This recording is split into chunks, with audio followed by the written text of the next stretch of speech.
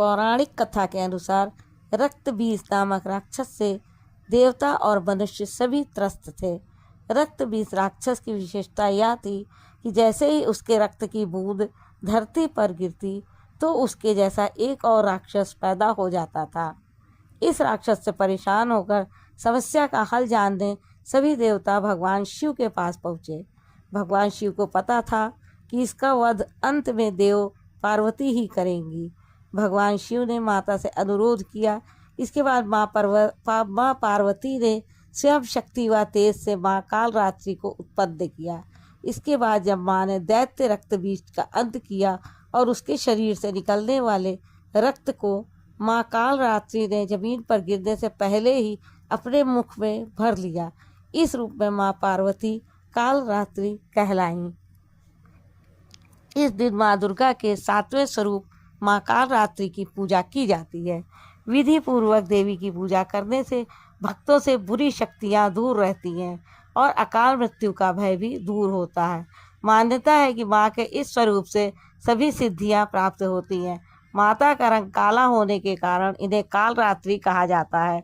दुर्गा की यह 7वीं शक्ति कालरात्रि के नाम से जानी जाती है, जिनके शरीर का रंग घने अंधकार की तरह एकदम काला है। नाम से ही जाहिर है कि इनका रूप भयानक है। सिर के बाल बिखरे हुए हैं और गले में विद्युत की तरह चमकने वाली माला है। अंधकार में स्थितियों का विनाश करने वाली शक्ति है कालरात्रि। काल से भी रक्षा करने वाली यह शक्ति है। इस देवी के 3 नेत्र हैं। ये तीनों ही नेत्र ब्रह्मांड के समान गोल हैं। इनकी सांसों से अग्नि निकलती रहती है। ये गर्दभ की सवारी करती है। ऊपर उठे हुए दाहिने हाथ की वर मुद्रा भक्तों को वर देती है। दाहिनी तरफ का नीचे वाला हाथ अभय मुद्रा में है, यानी भक्तों हमेशा निडर और निर्भय रहो। बाईं तरफ के ऊपर वाले हाथ में लोहे का कांटा तथा नीचे वाले हाथ में खड्ग है। इनका रूप भले ही भयंकर हो, लेकिन ये सदैव शुभ फल देने वाली माँ है, इसीलिए ये शुभंकरी कहलाई। अर्थात इनसे भक्तों को किसी प्रकार से भयभीत या आतंकित होने की कतई आवश्यकता नहीं। उनके साक्षात्कार से भक्त पुण्य का भागी बनता है। नवरात्रि में देवी माँ के 7वें स्वरूप कालरात्रि माता को गुड़ का भोग प्रिय है।